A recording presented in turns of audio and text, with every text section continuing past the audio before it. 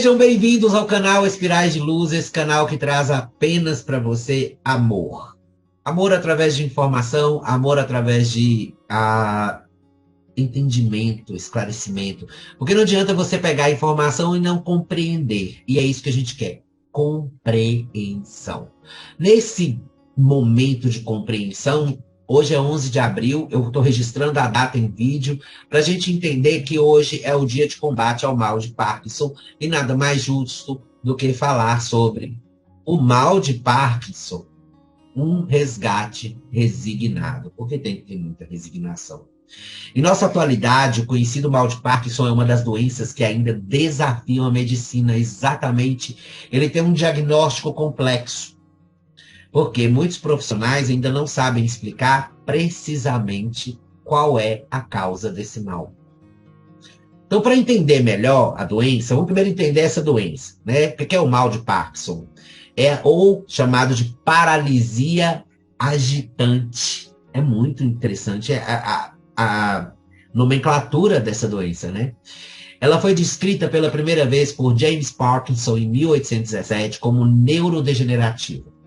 Então, ela acomete os neurônios cerebrais por conta da diminuição da dopamina. Dopamina, gente, é aquele neurotransmissor que a gente, né, produz no cérebro, que causa pra gente felicidade, prazer, né?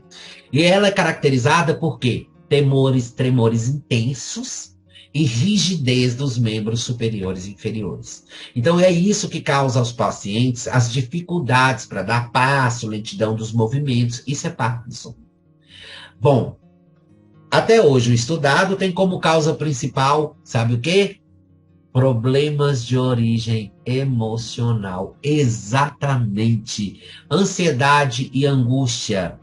É por isso que seu tratamento ele envolve os remédios que tratam essa rigidez no corpo, né, essa paralisia orgânica, mas também envolve um tratamento com remédios que combatem depressão, ou seja, você tem que ter um psicólogo e tem que ter um médico especializado em Parkinson. Então você vai tratar o físico e o emocional do paciente. Por quê? Porque esses pacientes são classificados como sofredores crônicos. Gente, o que é um sofredor crônico? É aquele que sofre de Parkinson, aquele que tem Alzheimer. Elas são as chamadas doenças fantasmas, né? Elas acometem o enfermo e transformam esse enfermo em doentes sem manifestação imediata das coisas, mas de uma forma muito, assim, até agressiva. Será que a gente pode usar esse termo para descrever essas doenças fantasmas, como André Luiz sempre disse nas obras de Chico? Então, hoje em dia, segundo a Organização Mundial da Saúde, gente, olha só, 200 mil pessoas em estimativa sofrem dessa doença de Parkinson. E embora se apresente geralmente em idosos, ela pode também acontecer com idades mais jovens, igual o caso de Michael J. Fox, que todo mundo conhece, o ator que fez o filme De Volta para o Futuro, que aos 45 anos já estava com Parkinson e já estava assumindo a doença. Mas geralmente acontece acima da idade de 65 anos, ok? As causas de doenças como esta, tá? Elas podem ser esclarecidas por um único motivo: reencarnação. Exatamente. E a reencarnação, ela te dá a oportunidade de você mudar a casa mental, o quadro psíquico da sua vida, a sua psicosfera, para que você não tenha isso. Mas se você não consegue, essa patologia com precedente espiritual, ela é adquirida não agora, mas pelos atos equivocados cometidos até agora acumula, mas em outras vidas. E que gera um comportamento, né? Então, a gente traz na nossa genética espiritual na hora de reencarnar, né, no nosso perispírito, esse futuro de Parkinson. Você vai ter Parkinson. Mas se você mudar o seu comportamento, talvez você não tenha Parkinson. O único problema é que Parkinson, gente, é caracterizado por uma série de, vamos falar, séries, tá, de pontos na personalidade da pessoa. A pessoa, ela é rígida, causa rigidez. A pessoa exige muito dela mesma e exige muito das outras pessoas. É aquela pessoa que sempre está cobrando, sabe? Por isso que a gente tem que trabalhar, enquanto lúcidos, nessa cobrança, nessa rigidez, sabe? Vamos falar, nessa personalidade tão forte. A inflexibilidade é outra coisa que traz também a ideia de que a pessoa está ali e ela não pode mudar o pensamento dela. Ela sempre vai ser daquele jeito. Essa inflexibilidade traz também a possibilidade de absorver as energias que proporcionam Parkinson. Olha, no livro Leis do Amor, que é psicografado por Chico Xavier e Valdo Vieira, pelo Espírito Emmanuel, em resposta à pergunta, existe uma patologia da alma, nós encontramos a seguinte citação. Olha essa citação, como ela esclarece muito sobre Parkinson, sem falar de Parkinson, falando generalizado. Mágoas, ressentimentos, desesperos, atritos e irritações entretecem crises do pensamento, estabelecendo lesões mentais que culminam em progressos patológicos. Lesões mentais que vão causar essa patologia. Então, o Parkinson e o Alzheimer são frutos de lesões mentais, não cerebrais. Olha que interessante. De pronto, em pábulo da loucura ou em sombra da morte. Então, te leva ou à loucura ou à morte. Isso acontece porque milhões de criaturas repostas no lar recapitulam amargosas e graves experiências junto àqueles verdugos, né, ou aqueles que atormentaram outrora ou que outrora lhes foram implacáveis. Metamorfoseados em companheiros que às vezes trazem o nome de pais, e figuram-se adversários intransigentes, responderam por filhos e mais se assemelham a duros algozes dos corações afetuosos que lhes deram tesouro do berço, ou carregam a certidão de esposos e parecem forçados, em algemas duplas na pedreira do sofrimento. Eles fazem-se conhecidos por titulares da parentela e exibem-se a feição de carrascos tranquilos. É interessante observar isso porque nos processos reencarnatórios, um espírito dentro de uma casa, ele reconhece quem é o amigo e quem é o inimigo.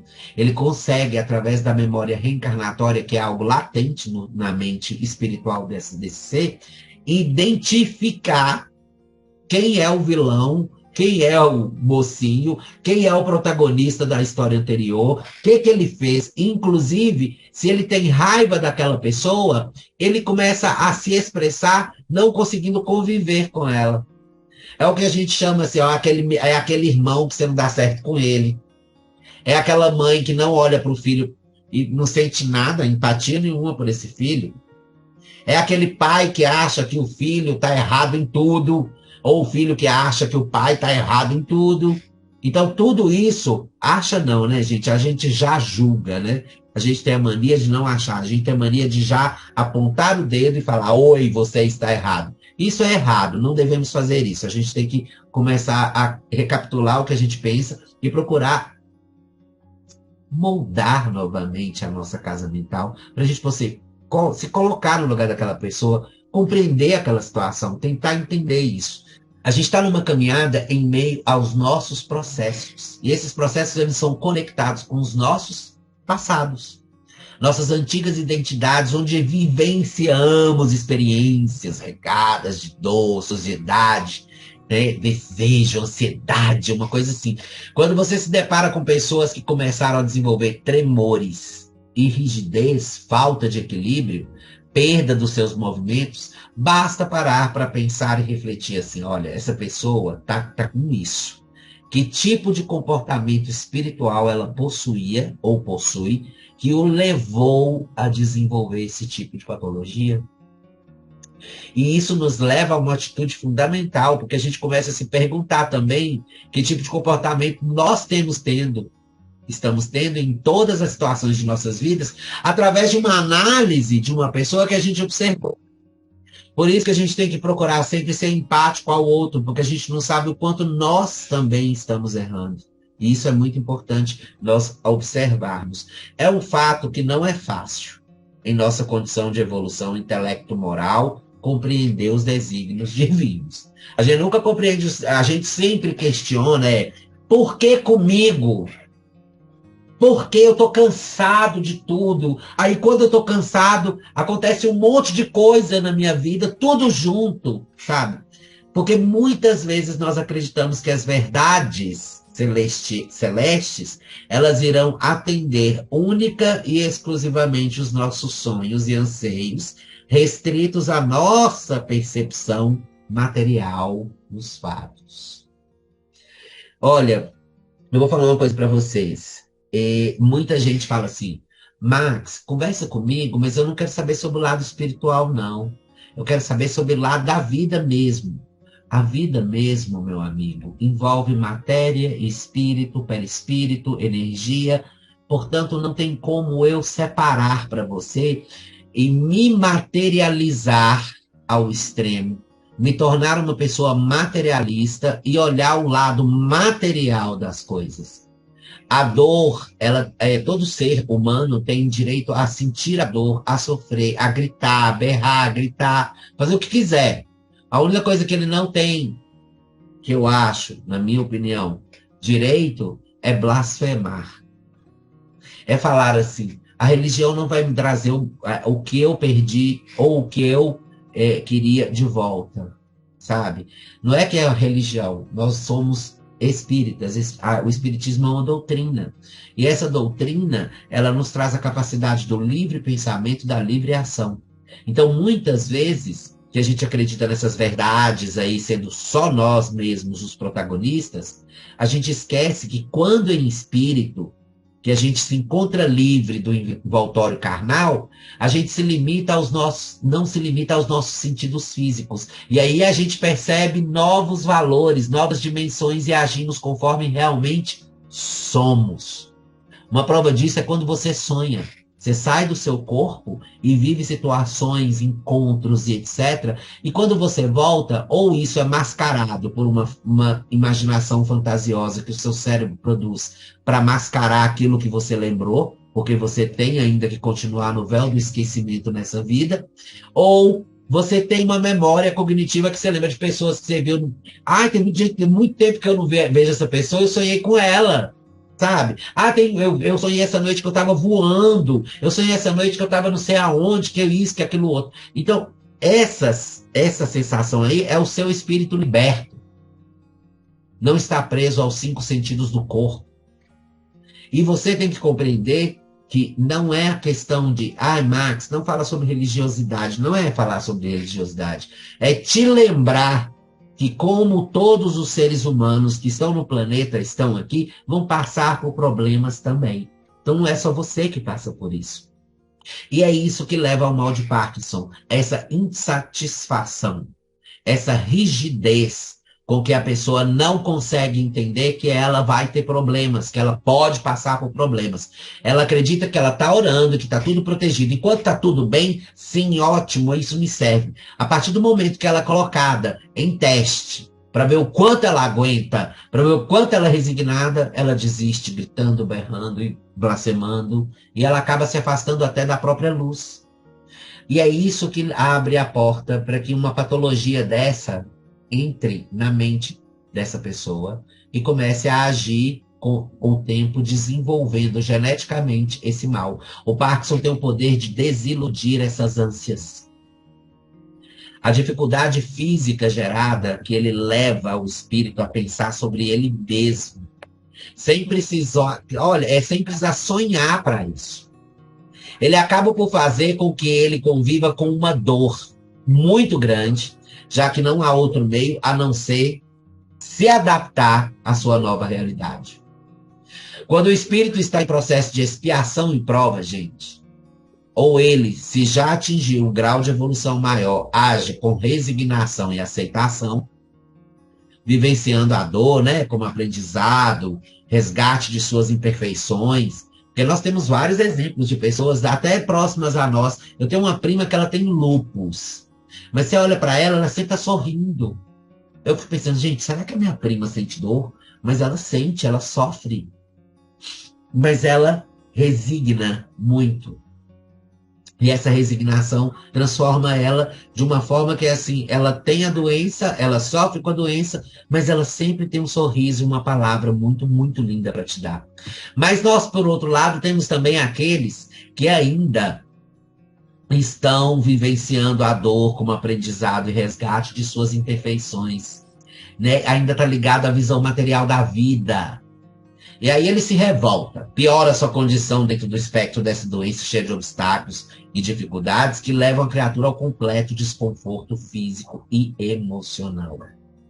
Bom, para tudo isso aí, vocês entenderam que é uma questão mental, ou seja, as doenças fantasmas, e uma delas é o Parkinson, a outra Alzheimer, e tem outras doenças que são também. Nós temos a demência, nós temos várias outras doenças que são causadas por esse tipo de espectro realizado pela própria pessoa, que é a mentalidade de não ser, de ser inflexível, de não mudar, de não aceitar novas diretrizes, de mudar os conceitos, de entender que o mundo não é um mundo rígido, e sim um mundo flexível. Aí, assim, você pode lembrar da orientação do Espírito de Verdade, que está no Evangelho segundo o Espiritismo. Ele fala a seguinte frase: Espíritas, amai-vos. Este é o primeiro ensinamento. Instruí-vos. Este é o segundo.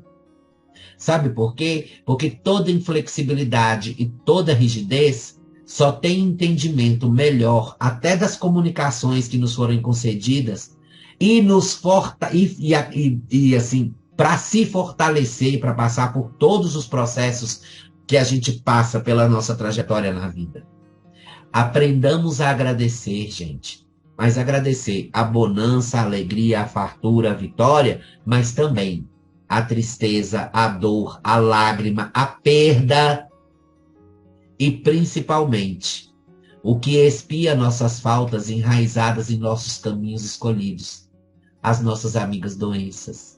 Cada um aqui, se não tem, já teve um processo de doença, já ficou doente alguma vez na vida. E se tem alguma doença crônica, uma doença que vai ser esse motivo, o motivo de te tirar aqui do planeta, viva ela com maturidade, aprenda com ela que você consegue superar essas dificuldades e você consegue o auxílio. Nós estamos aqui pela codependência, tá? Para a gente conviver e dependendo uns dos outros, nós vamos estar comunicando, a gente vai estar realizando o que nós chamamos de interação. Ao mesmo tempo que essa necessidade satisfeita pela nossa evolução, né? Porque é um direito nosso dado de Deus para nós, a misericórdia divina é muito grande, a gente está aí amadurecendo tudo que está ao nosso redor.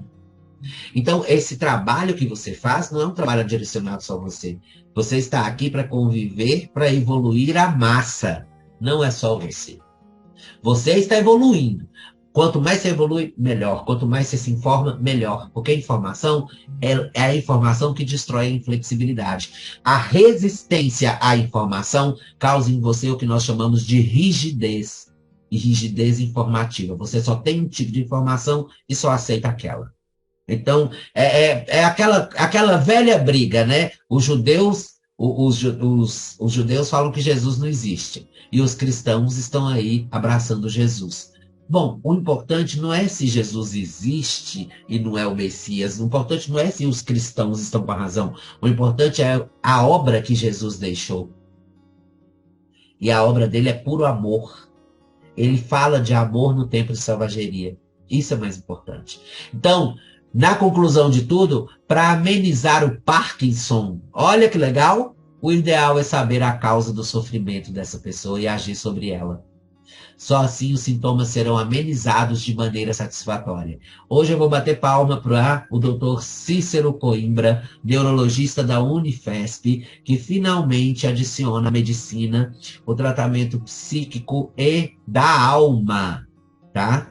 Ou seja, o tratamento espiritual do ser, a medicina humana. Isso é muito importante e é nesse caminho que nós estamos aí desejando que a medicina vá, para que nós possamos cuidar do nosso corpo físico e do nosso corpo espiritual.